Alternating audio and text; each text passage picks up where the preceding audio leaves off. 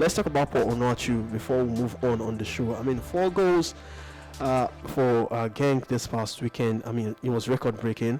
4 goals takes him to 80 for Genk. Top 3 all-time goal scorer for Genk in the league.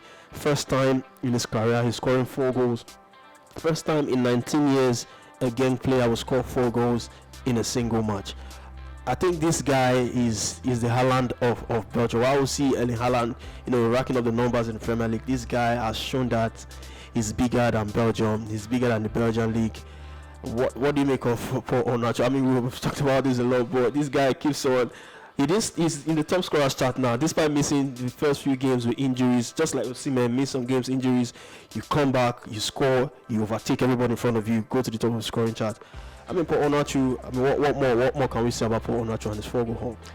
I think there's not much to say about Paul Onuachu anymore. I've said that. I've sat here, different part of this studio, to sit here and say that the question is not about his ability to score goals. There's nobody that questions his ability to score goals, but there's something about his brand and the people around him. And when I say this, they be like, "Oh, what do you mean by that?" A lot of Nigerians always question me for saying that, but truth of the matter is, the media plays a very massive role in how the trajectory of a footballer's career. So if you have bad media around you, you just might not get it right. Paul Pogba is a very good example.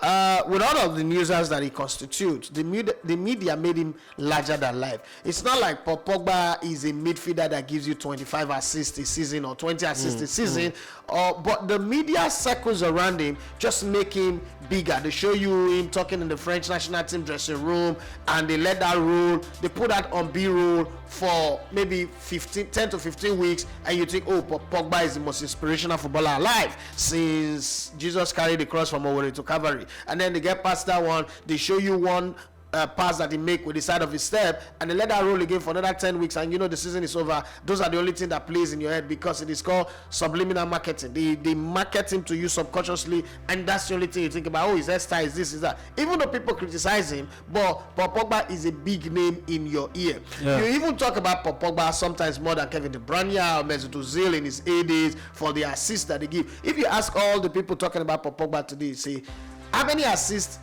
did he give in each of the seasons he played for Manchester United? I'm sure only hardcore Man United fans will be able to tell you that. But the media around him means that he goes for the highest fee and all that. And before anybody say, oh, no, he's different. No, he's a black player. Yeah, he might be a French player, but he's a black player. And there are a lot of French players that are also black that don't command that kind of fee because they don't have that kind of media around them. Olivier Giroud is one of them. Olivier Giroud is a fantastic player. We know that everywhere he's gone, he's a serial winner. Won FA Cup with Arsenal, won the league with Chelsea, won the UEFA Cup with Chelsea. He's gone to AC Milan, who's not won the title for 10 years. He won the league title with them, scoring crucial goal. But it doesn't have the kind of media that Pogba has. So you see the difference. The same thing with Paul Onuachu.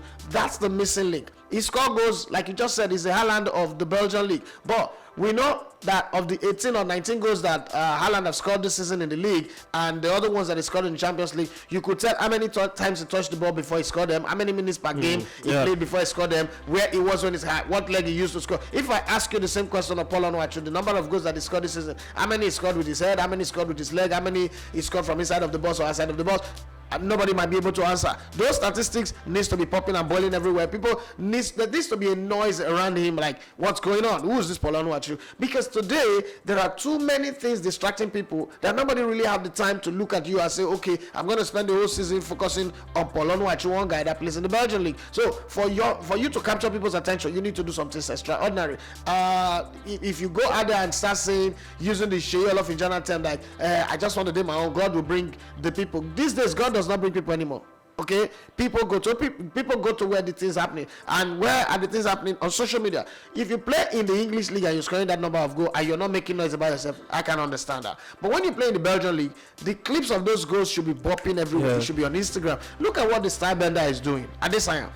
Isola Adesanya would show you himself eating at home. He will show you himself watching TV while other people are fighting. He will show you himself doing interview. There is a reason for it. You need to be popping in people's eyes. People might not understand this thing I'm saying, especially in Nigeria, where even the people that are supposed to be talking about this guy will tell you, will give you conversation around under 17 that they are not really under 17, or they should be giving money or should be giving scholarship. So I can understand. But once you know this, then you control your own media. If you're playing in Belgium, not everybody watches the Belgium. How many countries is the Belgian league airing? How many times do you go online and say you want to search for clips of the Belgian league, highlights of the Belgian league? People know it is not a natural reaction unless you're doing a serious research and you want to do a show. That's when you go to Belgium. The reason why you're talking about Paul Onuachu this much is because you do the Nigerian players GPS. Imagine you're not doing it. Okay, so imagine the number of sports presenters and analysts in Nigeria who don't do that. When you're done talking about the English league, the French league, the Spanish La Liga, the German Bundesliga, the Italian Serie A, you think there'll be remaining time for the show to talk about the Belgian league? You might not have that time. Probably you not start talking about Nigerian players' performance. That's when you get there. And when you want to talk about Nigerian players' performance, you talk about the ones in England, you talk about the ones in Germany, talk about the ones in Italy, with Osimhen leading the line right now. Then you go to La Liga. You even talk about the recovery of Umar Sadiq. Before you start thinking, Belgium, where should I go to Belgium? It takes a whole lot of time, right? So he needs to be popping everywhere. He needs to be making noise. He needs to be disturbing people. It doesn't necessarily have to be him, but it has to be the team that is with. If they are not, he will renew a contract again with Belgium. We'll play next season again with Belgium in the Belgian league, and it will be that player who almost became a Belgian national team player but couldn't because he had a few caps in Nigeria. Don't forget, with all these goals that he's scoring, he's still not a leading light in the Nigerian national team. Previously, they said, Odio Igalo, Ahmed Musa, this one were holding his spot. Well, those guys have completely gone out of the national team, and we have new set of players coming in now. He is still not a favorite. This one is not. It's not got anything to do with Ganatroa. They say Ganatroa does not like him. Unfortunately, Ganatroa now happened to be the only guy who's really giving him a chance. We've had the Guavon who didn't even call him at all. Now we have what's his name now? Jose Pesero.